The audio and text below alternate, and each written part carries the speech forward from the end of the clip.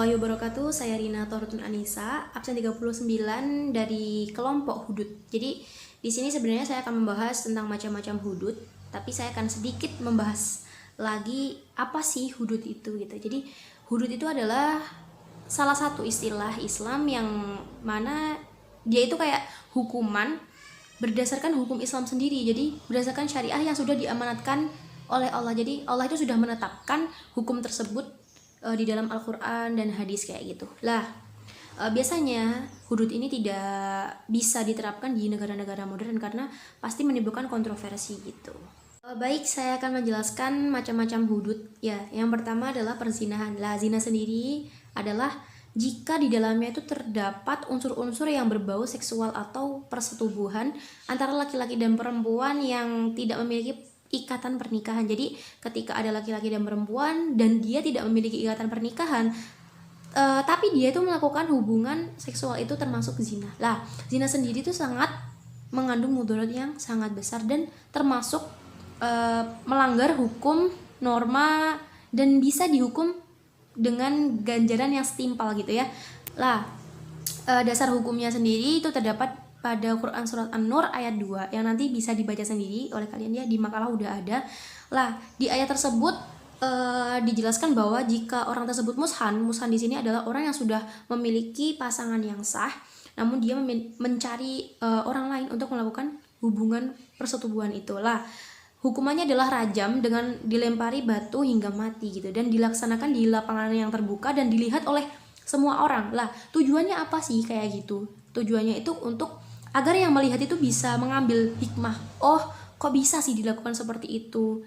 Mungkin mereka juga akan takut. Lah, ketakutan itulah yang akan mungkin bisa dia tuh tidak akan melakukan hal tersebut gitu, saking takutnya gitu ya. Lah, sedangkan jika pezina tersebut bukan mushan, maka hukumannya adalah 100 kali cambuk. Baik, yang kedua adalah menuduh orang berzina. Kalau tadi yang pertama adalah membahas tentang berzinanya, lah kalau yang kedua ini membahas tentang orang yang menuduh orang lain tuh berzina gitu. Jadi orang yang menuduh itu bisa dengan lafadz yang jelas dan tidak gitu. Kalau jelas itu dia mengatakan kamu telah berzina, itu kan jelas banget ya, oh dia berarti menuduh orang tersebut berzina gitu. Tapi kalau yang tidak jelas itu biasanya mereka itu menasabkan seorang anak kepada ayah yang memang dia itu tidak mengerti apa-apa, dia bahkan tidak memiliki hubungan apapun dengan anak tersebut atau tidak pernah melakukan hubungan dengan ibunya gitu. Lah, dasar hukum sendiri itu terdapat pada Quran Surat An-Nur ayat 4 gitu, yang nanti bisa dibaca sendiri ya kayak gimana artinya dan lafadznya. Lah, di sini saya berkesimpulan dalam di ayat tersebut itu meliputi tiga komponen. Yang pertama adalah hukumannya didera sebanyak 80 kali, dan yang kedua adalah jika di dalam masyarakat, di dalam status sosial, dia itu tidak bisa dijadikan sang saksi, dia sudah tidak dipercaya lagi lah intinya ya. Kalau yang ketiga adalah dia itu termasuk golongan orang yang fasik kayak gitu. Baik, yang ketiga adalah pencurian. Lah, mencuri sendiri memiliki arti yakni mengambil harta orang lain yang sudah disimpan secara sembunyi-sembunyi. Jadi kalau mencuri itu dilakukan secara sembunyi-sembunyi. Lah, dasar hukumnya terdapat dalam Quran Surat Al-Maidah ayat 38 yang nanti bisa dibaca sendiri di makalah, sudah lengkap sekali. Di ayat tersebut berkesimpulan bahwa orang-orang yang mencuri itu dapat dijatuhi hukuman berupa potong tangan. Yang keempat adalah perampokan. Lah, biasanya itu kita terkecoh ya dengan perampokan dan pencurian. Mungkin kita mengira sama. Ya emang sama-sama mengambil barang orang lain. Namun caranya mungkin yang berbeda. Kalau perampokan itu dilakukan dengan terang-terangan dan biasanya disertai dengan kekerasan. Lah, kalau mencuri sendiri sudah dijelaskan di tadi ya, dilakukan secara sembunyi-sembunyi gitu deh. Dasarnya ya ini Quran Surat Al-Maidah ayat 33 yang nanti bisa dibaca sendiri di makalah ada. Lah, di ayat tersebut dijelaskan bahwa hukuman untuk perampok sendiri itu ada 4. Yang pertama adalah hukuman mati, yang kedua adalah hukuman salib, yang ketiga adalah hukuman potong tangan dan kaki secara silang, dan yang keempat adalah hukuman buang atau pengusiran gitu. Lah, keempatnya itu dilakukan dengan melihat jenis perampokan yang dilakukan. Mungkin kayak jika perampokannya itu secara ringan, itu mungkin bisa dengan hukuman yang yang paling rendah ya, kayak pengusiran, lalu potong tangan dan kaki cara silang lah. Kalau mungkin yang sampai menghilangkan nyawa orang yang dirampok, itu hukumannya mungkin juga bisa dibalas dengan hukuman mati. Yang kelima adalah pemberontakan. Pemberontakan sendiri adalah sekelompok muslim yang memiliki kekuatan yang menentang penguasa resmi dalam beberapa masalah karena tidak adanya kesepakatan terhadap ketetapan yang dibuat oleh pemerintah dan masalah yang mereka tuntut gitu.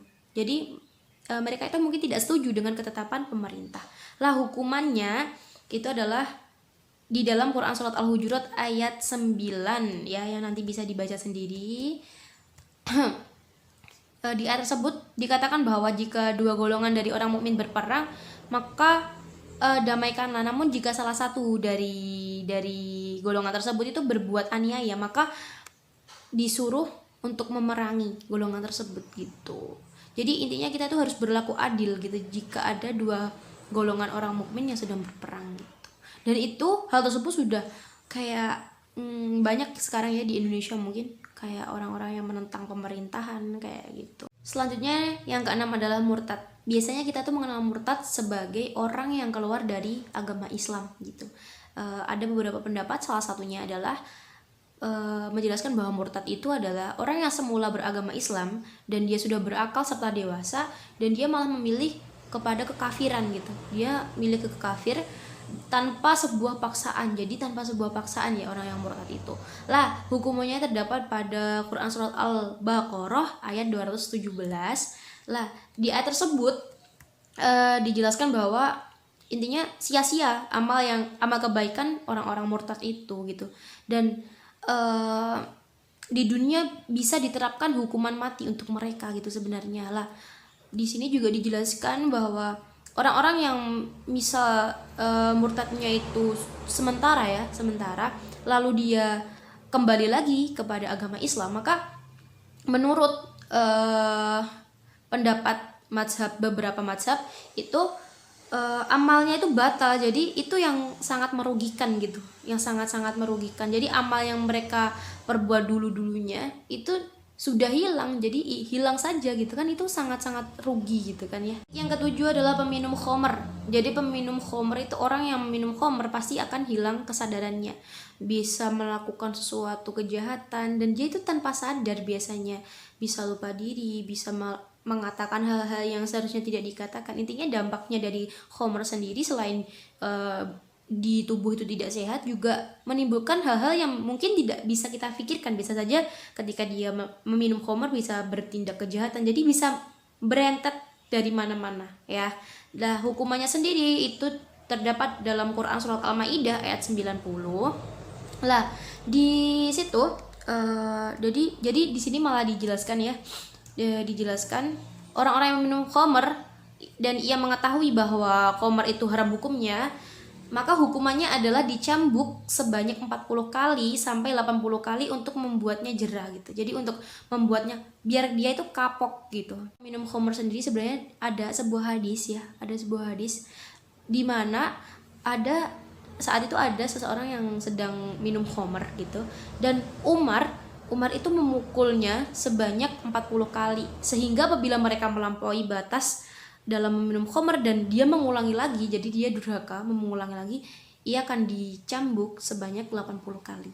Seperti itu. Jadi itu tadi pembahasan tentang macam-macam hudud ya, ada 7 yang kami bahas, yang kelompok kami bahas. Mohon maaf jika ada kesalahan. Terima kasih. Assalamualaikum warahmatullahi wabarakatuh.